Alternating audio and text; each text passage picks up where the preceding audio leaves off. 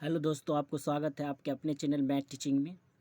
आज हम लोग बिहार बोर्ड 10th के मैथ का जो ऑब्जेक्टिव है 1.1 से लेकर 1.4 तक का टाइप वाइज बताने वाले हैं। आज तीसरा टाइप है।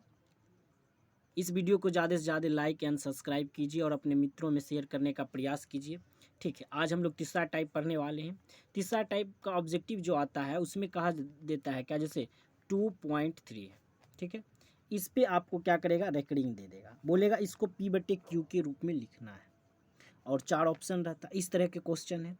ये 10th में ही नहीं, जब आप आगे जाइएगा कंपटीशन का तैयारी कीजिएगा उसमें भी कई बार पूछता है। इसको हम लोग किस तरह से सॉल्व करेंगे इसके बारे में बताने वाले हैं। ठीक है, जैसे देखिए, जैसे मान लीजिए 2.3 है, रेकरिंग है, इसको क्या करना है, P/Q के रूप में लिखना है।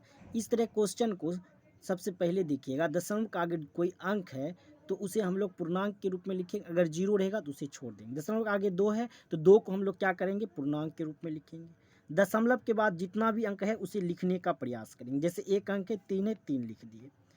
ठीक है, उसके बाद नीचे हर में लिखने के लिए हम लोग देखें कितनी ऐसी अंक है जिस पे रेकरिंग है उतने 9 लेना है नीचे, और कितनी ऐसी अंक है जिस पे रेकरिंग नहीं है दशमलव के बाद उतने 0 लेना है। तो एक भी अंक ऐसा नहीं है, तो आपका यही हो गया आंसर। यही लिखा गया आपका P/Q के रूप में। इसका पूर्णांक तोड़ दीजिए, हो गया आंसर। ठीक है, अब जैसे देखिए 0.28 पर रेकरिंग। ठीक है, इस तरह के क्वेश्चन को आपको बोलेगा P/Q के रूप में लिखने के लिए। तो हम लोग देखेंगे दशमलव के बाद क्या है, 28 है। सबसे पहले 28 लिख दीजिए, लिख दिए। कोई अंक नहीं है, अगर अंक रहता तो उसे पूर्णांक के रूप में लिखते, अंक नहीं है तो उसे छोड़ दिए। अब देखिए आगे, ये हो गया। अब देखिए कि दशमलव के बाद कितनी ऐसी संख्या जिस पे रेकरिंग नहीं है उसे इसमें क्या करना है, घटाना है। तो एक संख्या 2 है तो जिस पे रेकरिंग नहीं है तो इसमें 2 क्या करेंगे, हम लोग घटा देंगे। उसके बाद नीचे में लिखने के लिए पहले बताएं, देखना है कितनी ऐसी संख्या जिस पे रेकरिंग है, उसे उसके लिए आप उतने 9 लिखिएगा। तो एक संख्या पे रेकरिंग है, एक 9 नी, और उसके बाद कितनी ऐसी संख्या है दशमलव के बाद जिस पे रेकरिंग नहीं है उतने 0 लिखना है। तो एक संख्या, एक 0 लिख दिए। अब इसको घटाएंगे तो हम लोग घट के कितना आ जाएगा, 26/90 हो गया। एक और एग्जाम्पल लेते हैं, जैसे देखिए एक और एग्जाम्पल हम लोग लेते हैं। ठीक है, एक और एग्जाम्पल लेते हैं, इससे सारा डाउट क्लियर हो जाएगा आपको। 2.4212 पे रेकरिंग दी है। ठीक है, तो अब देखिए इसमें कितनी ऐसी संख्या है आपको जो दशमलव के पहले है। तो एक संख्या 2, इसे पूर्णांक के रूप में लिख दीजिए। उसके बाद दशमलव के बाद जितनी संख्या है सभी को पहले लिख दिए, और कितनी ऐसी संख्या जिस पे रेकरिंग नहीं है उसे घटाइए। एक संख्या 4 है तो घटा दिए।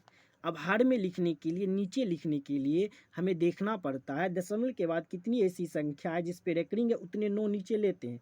तो दशमलव के बाद 2 ऐसी संख्या जिस पे रेकरिंग है तो 2 9 लेंगे, और कितनी ऐसी संख्या दशमलव के बाद जिस पर रेकरिंग नहीं है उसके लिए उतने 0 लेते। एक संख्या तो एक 0 लिए। अब इसी को हम लोग क्या करेंगे, 2 लिखेंगे, घटाना है आपको। तो घट के कितना आ जाएगा, 417 बटे, बस हो गया। चाहिए तो इसे आप काट भी सकते हैं। इस तरह का ऑब्जेक्टिव बराबर पूछा जाता है। चलिए एक और हम लोग एग्जाम्पल लेते हैं। जैसे देखिए एक और एग्जाम्पल लेते हैं, जैसे देखिए 2.4 पर रेकरिंग। अब इसमें देखना है दशमलव का आगे कितनी ऐसी संख्या है जिस पे आपको रेकरिंग, दशमलव का आगे कितनी ऐसी संख्या है, पहले ये देखिए, सॉरी। तो एक संख्या 2, तो 2 लिख दिए।